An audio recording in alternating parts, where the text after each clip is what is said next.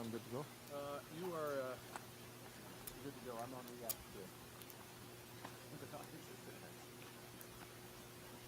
Sebaslasgan, which is Smolyak, which translates to the cedar mat has been laid, and you are welcome in my house. I would like to acknowledge that Terrace sits on the traditional territory of the Tsimshian people, the Kitsillas and the Kitsimkalim. Canada, welcome to Northwest BC, and Terrace specifically. Terrace is the epicenter for all the major projects in Northwest BC. If it's LNG Canada, Cedar LNG, Silisms LNG, Bruce Jack Mine, Red Chris Mine, all the other mining projects that are going on in the Tahltan Nation and the Golden Triangle, the Port of Prince Rupert and all the projects that are going on in Rupert as well. We are ready to work together to build a strong Canada. It is now my great privilege to introduce someone whose leadership and vision has inspired confidence both here and across the country. So on behalf of the City of Terrace, Northwest BC, I would like to welcome the Prime Minister of Canada, the Right Honourable Mark Carney. We appreciate you taking the time to travel here, and welcome to Terrace. Tuiksuk Noon.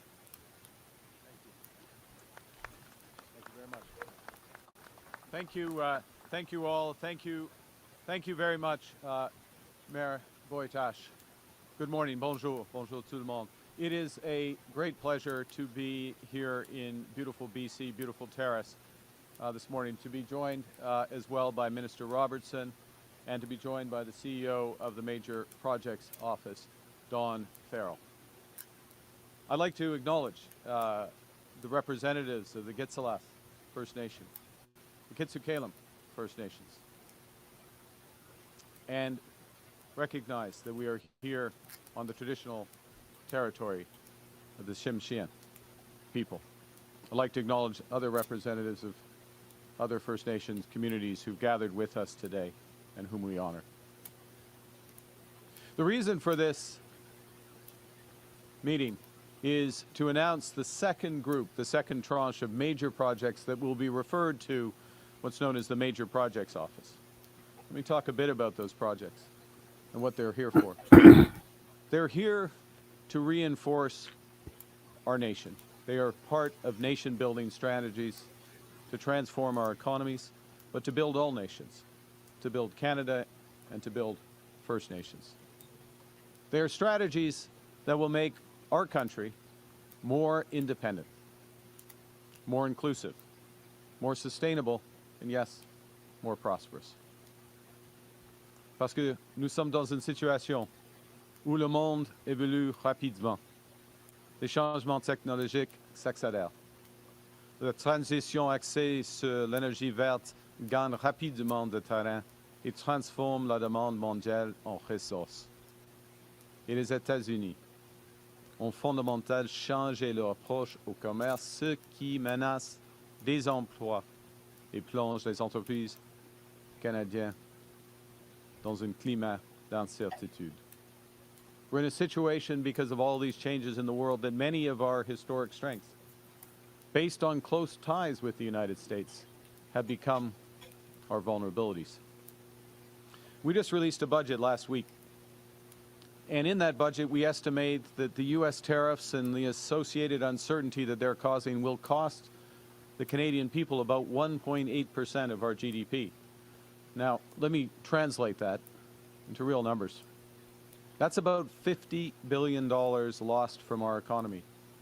It's the equivalent of $1,300 for every woman, man, and child in this country. That's because the world, U.S., is changing rapidly. And so we must change our strategy dramatically. And we're doing that by drawing on our legacy as builders, a legacy forged for long by the people of British Columbia. Throughout our history, Canadians have built major projects that define our landscape and underwrite our prosperity. Projects like the railway that united the Maritimes around the time of Confederation. Projects like the Canadian Pacific Railway that helped bring British Columbia into Confederation. The Trans-Canada Highway that linked our nation. The St. Lawrence Seaway that has opened up new markets in the East for over $1 trillion of cargo and counting. We used to build in this country, and we are building our nation again. One of the first things that Canada's new government did was to pass something called the Building Canada Act. That was back in June. And this law changes the government's approach to building major projects from why to how. Those projects are projects that strengthen Canada's autonomy, our independence, strengthen our resilience, strengthen our security. They're projects that provide major economic benefits to Canadians, ones that have a high likelihood of success. Crucially, they are projects that advance the interests of Indigenous peoples. And they have to be projects that contribute to sustainable, clean growth. And the Major Projects Office is helping to build Canada smarter and quicker, fast-tracking infrastructure that we need to unlock our country's immense resources and potential. And in this way, we'll build our communities, grow new businesses, and create tens of thousands of new careers in sustainable industries. Back in September, in Edmonton, we referred projects that represent more than $60 billion in investment. And today, we're going to announce some projects that will double that impact. The budget that I referenced a moment ago, the budget of last week, reinforces our mission to build Canada strong. It's our plan so that Canadians take full control of our future. It's a plan to move from over-reliance on one trading partner, the United States, to resilience to global shocks. It's a plan to replace uncertainty with prosperity.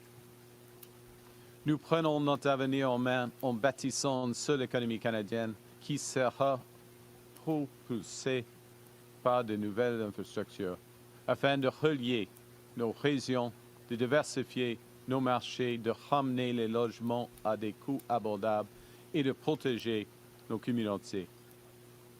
Au cours des 5 prochaines années, nous allons réaliser 1 000 milliards de dollars en investissement. À lui seul, le total de cet investissement suffira à augmenter notre PIB de plus de 3,5%, soit 3 500 dollars par chaque travailleur canadien. In other words, these projects that we're catalyzing, $1 trillion of investment in total over the next 5 years. That's $3,500 for every Canadian worker, twice what the Americans are taking away. Each of the projects Hello, that we're Rifles referring to, Pro the Major 69 Projects in Office Alberta. today, in and of itself, See is you out there. transformational. But the bigger point is that their impacts will be amplified by being part of bigger national strategies to boost Canada's competitiveness, including to realize our country's full potential as an energy superpower, by creating new trade and economic corridors that diversify our economy, projects that help build Canada's leadership in critical minerals to increase our independence, and also projects that we won't discuss today, but projects that establish our data sovereignty so Canadians can be served safely and securely online. Now, Canada, let me start with our position as an energy superpower. We're starting to realize our full potential in both conventional, i.e. oil and gas, and clean energies. LNG is an essential fuel for the energy transition. LNG can help Canada build new trading relationships, especially in fast-growing markets in Asia. By 2040, it's estimated that global LNG demand will rise by 60%, and Canada will be ready. We're home to the world's 4th largest reserves of natural gas, and we have the potential to supply up to 100 million tons annually of new LNG exports to Asia.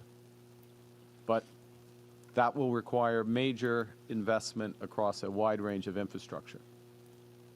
And to encourage that investment, the budget provides new tax incentives to encourage the world's lowest carbon, I'll repeat, the world's lowest carbon LNG facilities. And the budget also expands the Canadian Infrastructure Bank's ability to support projects like Silissam's LNG. Silisam comprises a new gas pipeline, a new electricity transmission line, and a new floating LNG export facility Led by the Niska Nation under President Ava Clayton, Ksi Lisims will become Canada's second largest LNG facility with a capacity to export 12 million tons of LNG every year to new markets. It'll also be one of the world's cleanest LNG operations, with emissions an incredible 94% below the global average, and with the potential to reach net zero by the end of this decade, all while creating thousands of skilled careers and $4 billion contributions annually to our GDP. The federal government has been working closely with the province of British Columbia in the development of this project, most notably through a one project, one review environmental assessment process and associated consultations led by the province. In addition to consulting on the financing of Ksi Lisims, the Major Project Office will also help coordinate timely approvals of all three elements of the project and the related transmission infrastructure that I'll discuss in a moment. Now, more broadly, taking a step back from LNG, core to becoming an energy superpower will be to fully capitalize on Canada's advantage in clean energy by substantially expanding our clean electricity grid. Over 80% of the electric power we produce in the country, it's higher obviously in British Columbia, but in the country as a whole, is clean. The point is, clean electrification is the path. It's the only path to building a sustainable, prosperous economy. D'ici 2050, nos besoins en électricité pourraient tripler dû à la croissance économique et à l'augmentation de la demande pour les transports propres, aux processus industriels verts et aux centres de données. Et pour répondre à cette demande, nous aurons besoin davantage de capacités hydroélectriques, solaires, éoliennes et nucléaires. Et nous aurons besoin de nouvelles interconnexions entre les systèmes provinciaux pour créer un réseau énergétique canadien efficace, robuste et durable. We can unlock enormous economic opportunities by connecting and creating a sustainable grid, including right here in northern British Columbia. So our government is launching a transformational strategy to develop that clean energy, Hey, Patrick Stanley, see you. through new investment tax credits for clean electricity, through something we just introduced in the budget called the Productivity Super Deduction, which provides for immediate expensing of clean electricity generation and conservation equipment. The Canadian Infrastructure Bank plans to invest $10 billion in clean power projects, and there will be federal support for provincial transmission links. We also see that nuclear power will play an important role in scaling clean generation, and the Minister of Natural Resources will lead our new nuclear strategy, working with the provinces, including the Government of Ontario, to deploy small modular reactors and tens of gigawatts of new utility-scale nuclear capacity. Canada, of course you know this in BC, Canada has a long tradition of using hydropower to unlock economic activity. That's true here, it's true in Quebec with Hydro-Quebec, it's true even in my home province of Alberta with the Brazeau Dam, which was the start of our industrial development. In that spirit, today we're referring the Iqaluit Nuqiqsutit hydro project to the Major Projects Office. This is a breakthrough. This is a breakthrough for Arctic sovereignty and sustainability. It will be a 100% Inuit-owned hydro energy project. It will save $1.9 billion in diesel costs over the next 50 years while providing affordable, reliable, emissions-free power in the Arctic. Now that's elements of the energy superpower strategy. The second strategy is to develop new trade and economic corridors that help us diversify our markets and build our independence. And this is the potential of the Northwest Critical Conservation Corridor that we're also referring today to the Major Projects Office. The Northwest Corridor has extraordinary potential to unlock critical minerals development, clean power transmission, all under Indigenous leadership. We're talking tens of billions of dollars of investments, and in parallel, creating a new conservation area the size of Greece. The corridor involves building new transmission lines, upgrading highways, installing fiber and cell towers, and investing in communities, ports, and railways. By doing so, we'll strengthen our position as a global leader in clean energy and a leader in critical minerals. Now, what's crucial for this is the North Coast transmission line, one of the reasons we're here at BC Hydro. It's required to unlock this potential. And to help get it going, the Canada Infrastructure Bank is today announcing a loan of $140 million to BC Hydro. The North Coast transmission line will enable transformative industrial projects, including silicium, LNG, as well as multiple critical minerals developments in the Golden Triangle. The transmission line alone has the potential to create $10 billion in new economic activity in this area, while reducing emissions by up to 3 million tons annually. But more broadly, the Northwest Transmission Line will anchor clean energy industrial corridor for generations.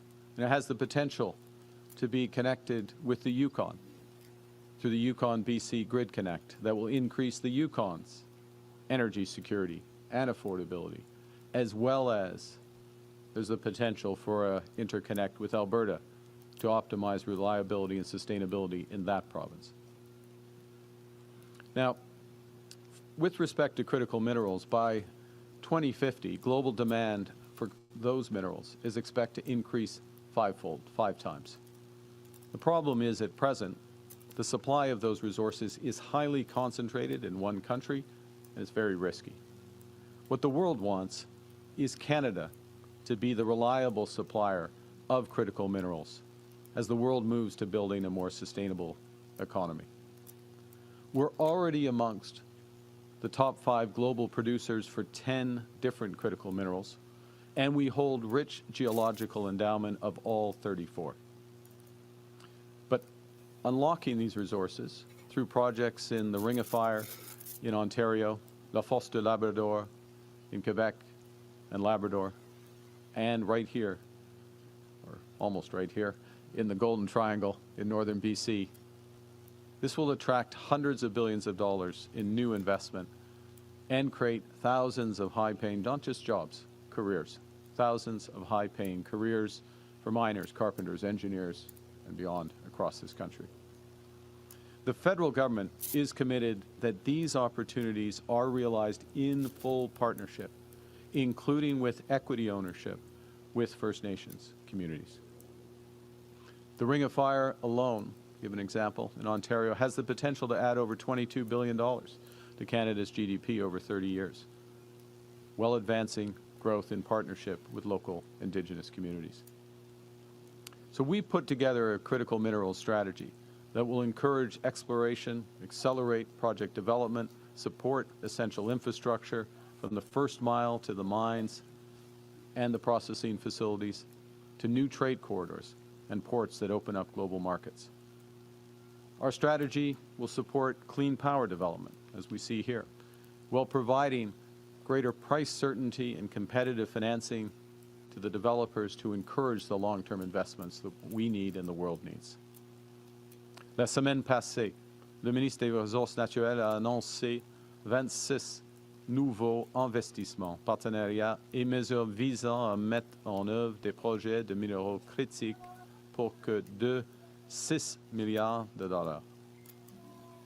Cette initiative va notamment permettre de libérer l'énorme potentiel de développement et d'exportation qu'offre le cercle de feu. Et le gouvernement du Canada et le gouvernement de l'Ontario s'intensifient justement leur pourparlers en ce moment pour accélérer ces démarches.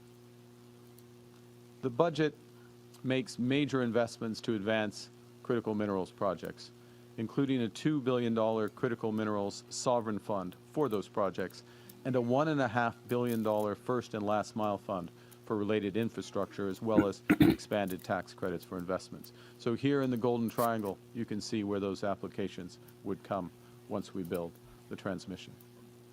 In this context, we're referring to the Major Projects Office, Canada Nickel's Crawford project in Ontario, the Nouveau Monde Graphite Matawini mine in Quebec, and the Northcliffe Resources Sisson mine in New Brunswick. To say a few words about each. Crawford will anchor Canada's global leadership in clean industrial materials. It is situated in the world's second largest nickel reserve. It'll produce high-quality, low-carbon nickel, essential for batteries and green steel. Its projected emissions are 90% below the global average, and it has the potential for a net negative carbon footprint. Crawford will set the global standard for the future of responsible mining.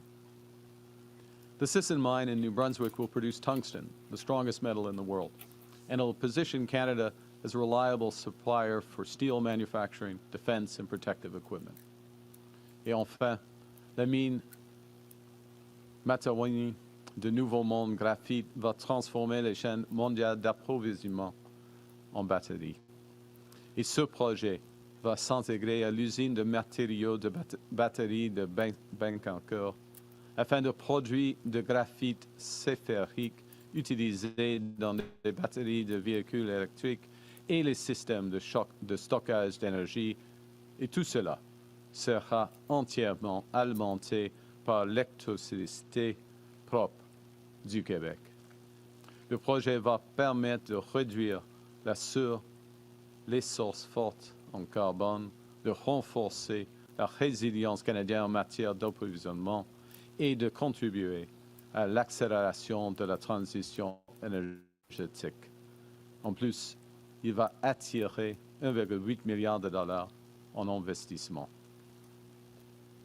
Now, I've talked a lot about building and specifics of what we're going to build together. But today is not just about what we build, it's also about how we build. We're building sustainably, in each case reducing emissions and investing in a clean energy future. Our energy and critical minerals projects are amongst the lowest carbon in the world. And moreover, they unlock major investments in sustainable growth for generations to come. Secondly, we're building in solidarity with Canadian workers, creating hundreds of thousands of high-paying union jobs.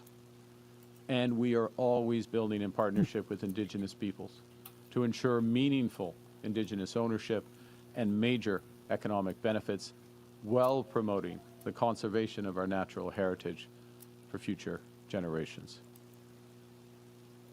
This approach reinforces that the impacts of our nation-building strategies, just like those that came before us, that these impacts will be generational. Consider my earlier reference to that railway in the Maritimes. It was built around the time of Confederation to move goods and troops there, to assert Canada's independence and help unite a young country.